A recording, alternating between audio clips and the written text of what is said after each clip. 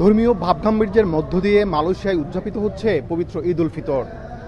আজ অর্থাৎ শনিবার রাজধানী কুয়ালালামপুরের জাতীয় মসজিদ নেগারায় এবং পুত্রাজায় মসজিদ পুত্রায় সকাল 8:30টায় সবচেয়ে বড় জামাতটি অনুষ্ঠিত হয়েছে।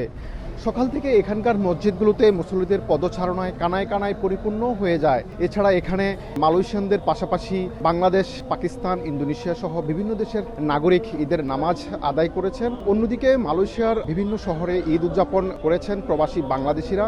এর মধ্যে হাংতুয়ার মসজিদ আল বুখারি, মসজিদ জামেক, তিতিওয়াংসা, বাইতুল মোকাররম, পুতারায়া বাংলা মসজিদ সহ বিভিন্ন স্থানে ঈদের নামাজ আদায় করেছেন প্রবাসী বাংলাদেশিরা। প্রবাসীরা একমাত্র বোঝে প্রবাসীর ঈদের কি কষ্ট, তারপরও আমরা হাসি মুখে ঈদকে বরণ করে নিয়েছি, একে অপরের সাথে কোলাকুলি করেছি। যেখান থেকে আসি সবাই সাধারণ গরিব মানুষের পাশে দাঁড়ানো দরকার। প্রবাস থেকে দেশবাসীকে ঈদ মোবারক।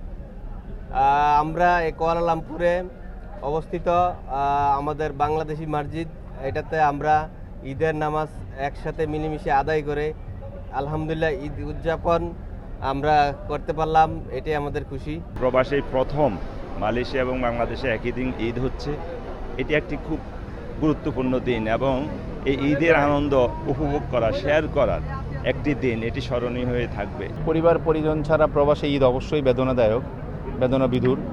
তবে অন্যান্য বছরের তুলনায় এবার আসলে আমরা একটু আনন্দঘন পরিবেশে ঈদ যাপন করেছি। আমরা প্রবাসে যারা আছি কাঁধে কাঁধ মিলিয়ে আমরা আসলে এখানে আমরাই একটা নতুন পরিবার। এছাড়া অনেক প্রবাসীর সঙ্গে আমার কথা হয়েছে, তারা বলছেন মা বাবা আর পরিবার ছাড়া ঈদের এই আনন্দ কিছুটা ফিকে মনে হলেও তারা চেষ্টা করেন নিজেদের মধ্যে ঈদের এই উৎসবকে ভাগ করে নিতে। এছাড়া নামাজের পর একে অপরের সাথে কোলাকুলি করা, বাসায় বিশেষ খাবারের আয়োজন এবং বিকেলে বন্ধু এবং সহকর্মীদের সঙ্গে নিয়ে কুয়ালালামপুরের টুইন টাওয়ার সংলগ্ন এলাকায় কেউ বা আবার দেশটির দর্শনীয় স্থানগুলোতে ঘুরতে বের হন। মূলত এভাবেই কাটে প্রবাসীদের ঈদের দিনটি। তবে এবারের ঈদ আনন্দের সাথে মিশে আছে এক বিষণ্ণতা। আপনারা জানেন যে মধ্যপ্রাচ্যে ইরান ও ইসরায়েলের মধ্যে বাড়তে থাকা যে উত্তেজনা এবং ফিলিস্তিন সহ সারা বিশ্বের মুসলিম উম্মাহর উপর যে অস্থিরতা বিরাজ করছে, তার প্রভাব পড়েছে এখানকার খুতবা ও মুনাজাতেও। মালয়েশিয়ার প্রতিটি মসজিদে নামাজ শেষে বিশেষ দোয়া করা হয়েছে, বিশেষ করে মধ্যপ্রাচ্যে যেন আর কোনো প্রাণহানি না ঘটে এবং দ্রুত শান্তি ফিরে আসে, এটাই ছিল আজকের ঈদের বড় প্রার্থনা। তো মালয়েশিয়া থেকে মোহাম্মদ আব্দুল কাদের, সময় সংবাদ।